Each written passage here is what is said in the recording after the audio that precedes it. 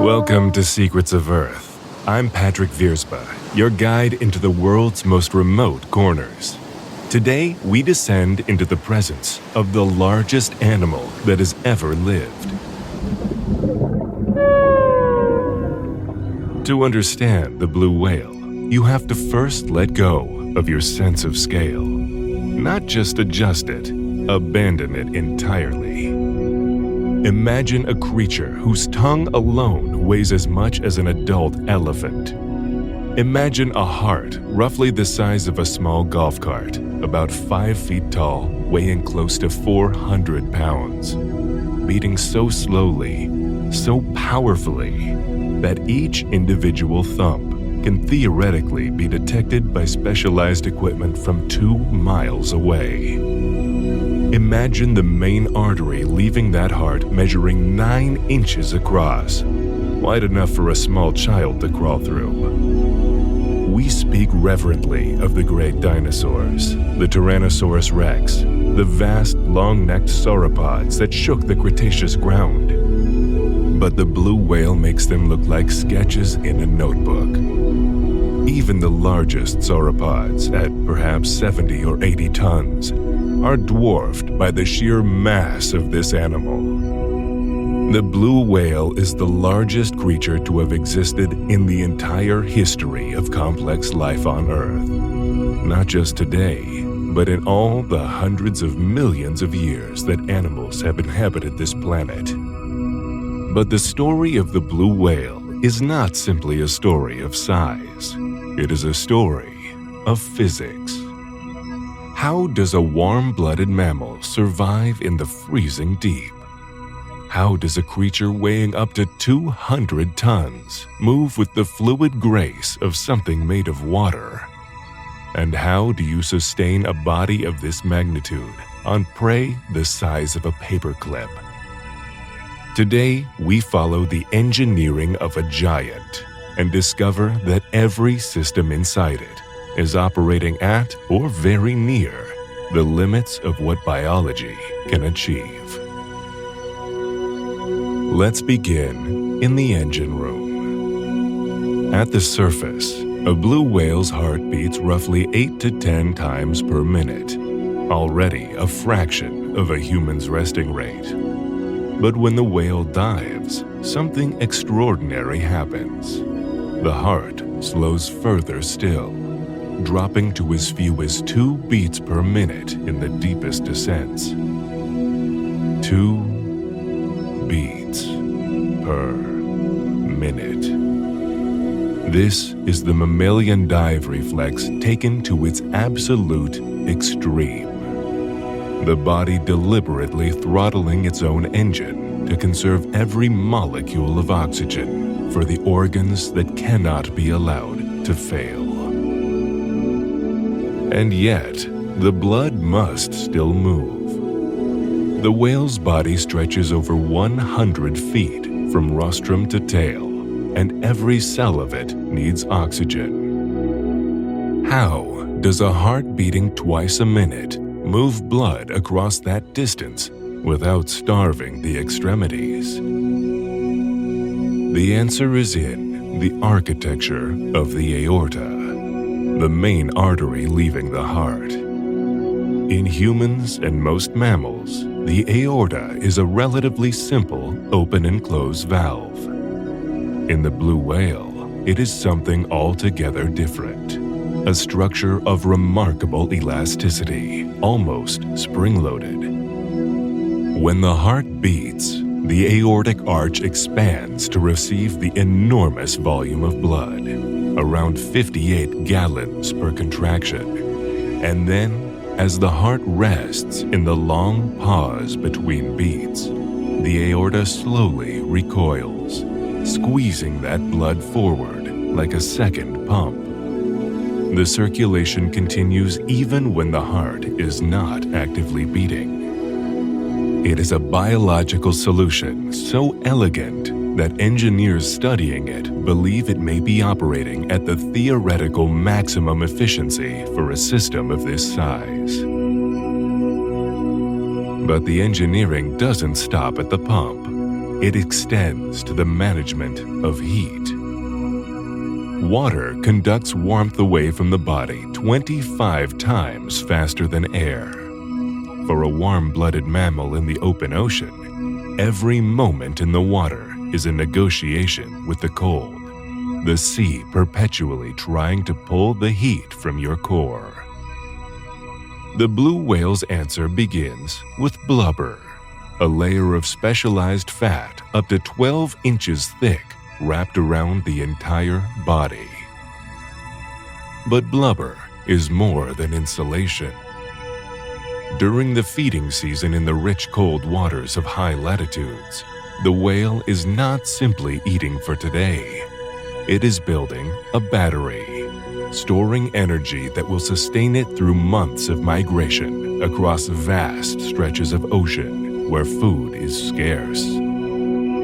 That foot-thick layer is a thermal fortress and a fuel reserve simultaneously, allowing a warm-blooded animal to cross cold oceans and arrive months later still carrying enough energy to nurse a calf. And for the extremities, the tongue in particular, a massive surface area constantly in contact with freezing seawater, the whale uses a counter-current heat exchange system. Warm arterial blood flowing outward passes right alongside the cold venous blood returning from the edges of the body. Heat transfers between them before it reaches the water. The warmth loops back into the core rather than dissolving into the sea. It is a closed system of extraordinary efficiency. Every calorie of heat is conserved and recirculated. Nothing is wasted. If the heart is the engine room, the mouth is the factory floor, and the physics of how a blue whale eats may be the single most impressive feat of biological mechanics in the animal kingdom. It is called lunge feeding, and it begins with speed. A blue whale accelerating toward a dense cloud of krill is not drifting. It is sprinting, driving its colossal body forward with powerful sweeps of a tail that can span up to 25 feet from tip to tip. At the moment of commitment, the whale opens its mouth to an angle approaching 90 degrees. The lower jaw, rather than being a single rigid bone, can flex and unhinge. Along the whale's throat run dozens of deep longitudinal grooves called ventral pleats, folds of skin that function like the bellows of an accordion. In a matter of seconds, the whale's mouth becomes a chamber large enough to hold a volume of water roughly equal to its own body weight. Nearly 90 tons of ocean rushes in. For a brief, extraordinary moment, the whale is more water than animal. A bloated sphere of biological engineering straining against the physics of what flesh and bone can contain. Now comes the filtration. The whale uses its massive tongue, that elephant-weight slab of muscle, to push the water outward through its baleen, long fringed plates of keratin hanging from the upper jaw like overlapping combs. The water streams through and escapes. The krill do not.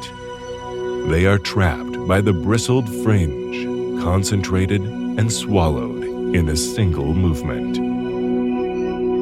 In one gulp, a blue whale can take in close to 500,000 calories. To sustain itself, it must repeat this process dozens of times a day during feeding season, consuming up to 4 tons of krill in a single day.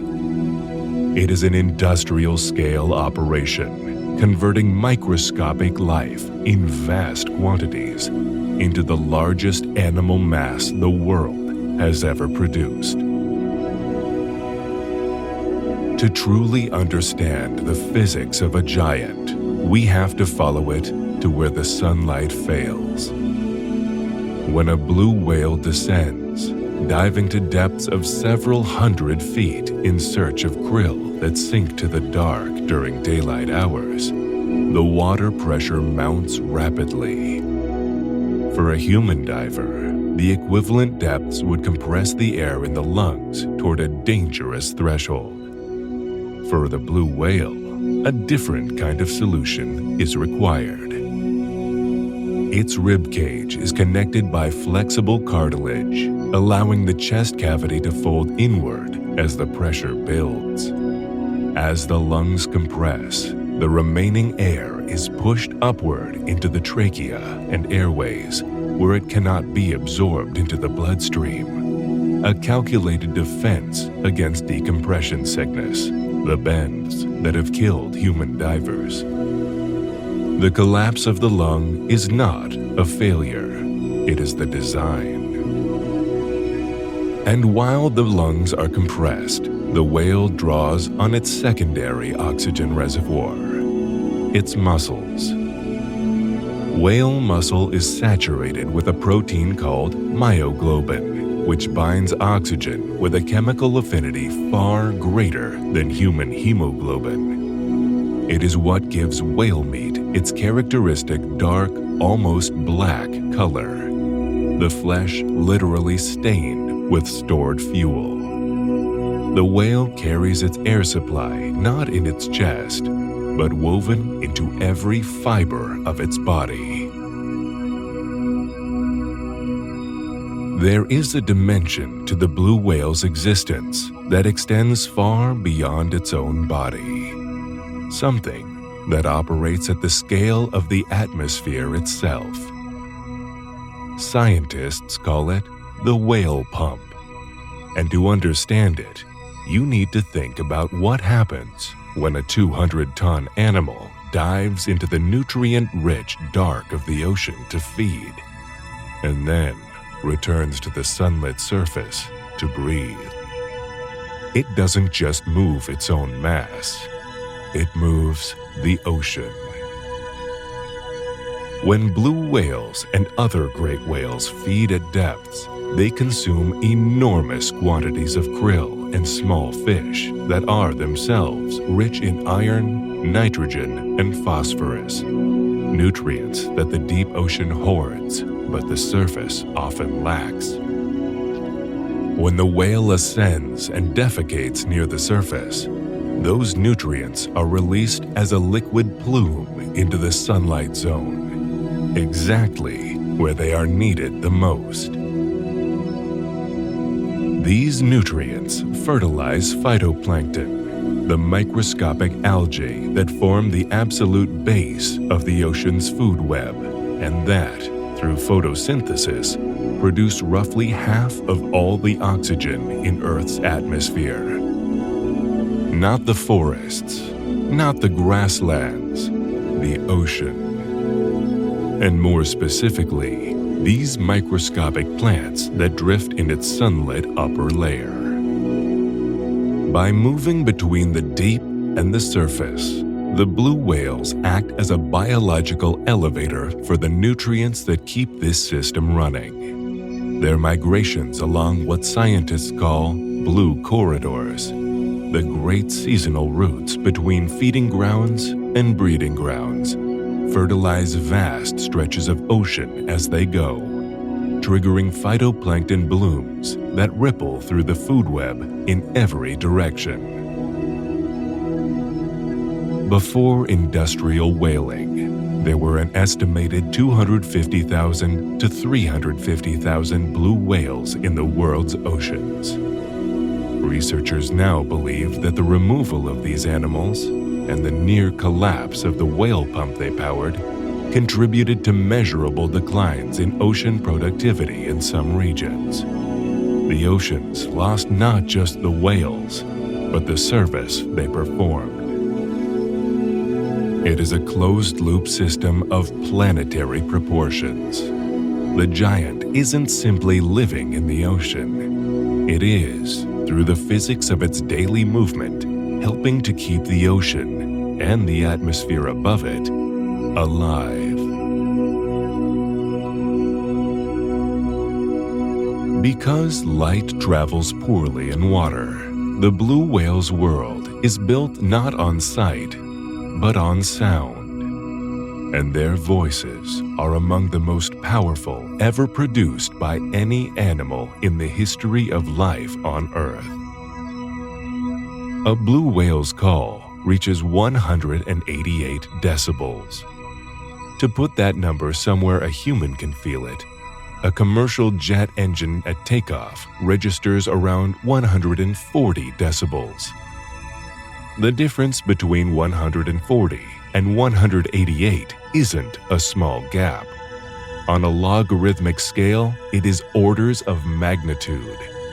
If you could hear a blue whale call at close range, at the frequencies it produces, it would not simply be loud, it would be physical.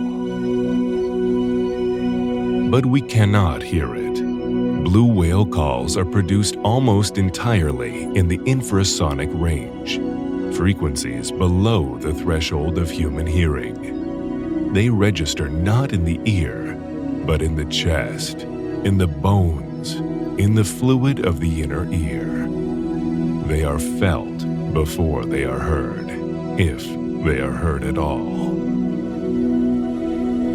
In the ocean, these low-frequency sounds have a remarkable property.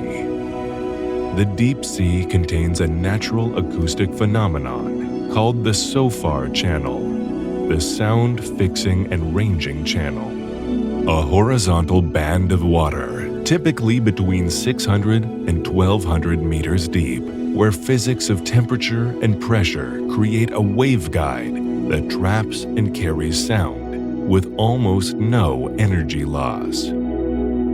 Blue whales appear to have evolved to exploit this channel, positioning their calls to maximize range.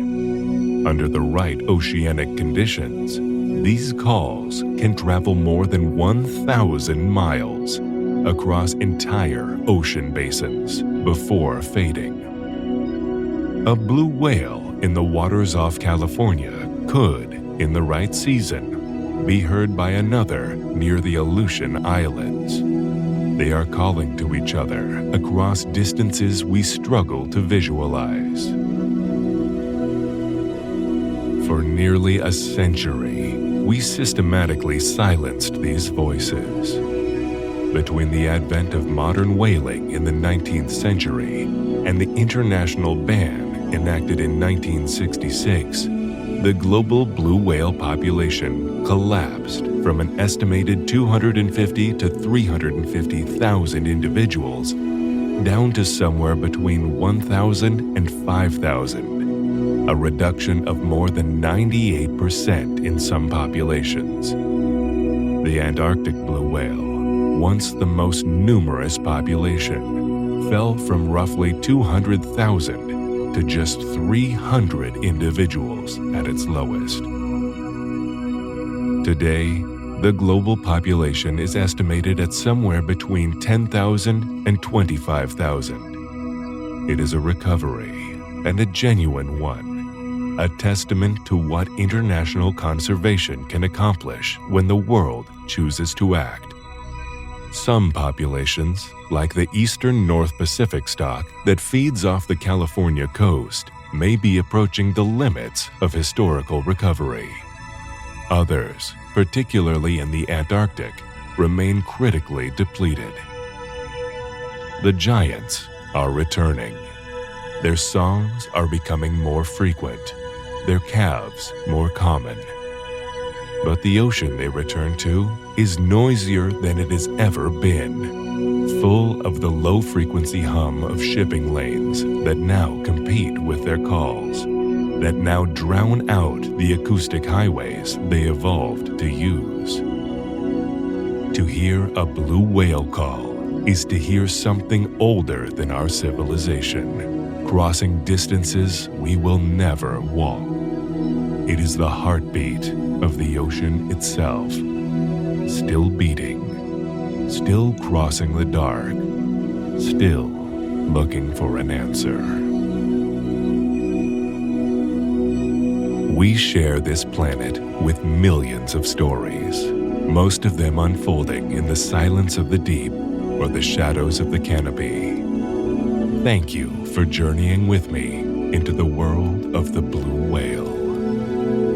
I'm Patrick Vierspa. The world is full of secrets of Earth, if you only know where to listen. I'll see you on the next horizon.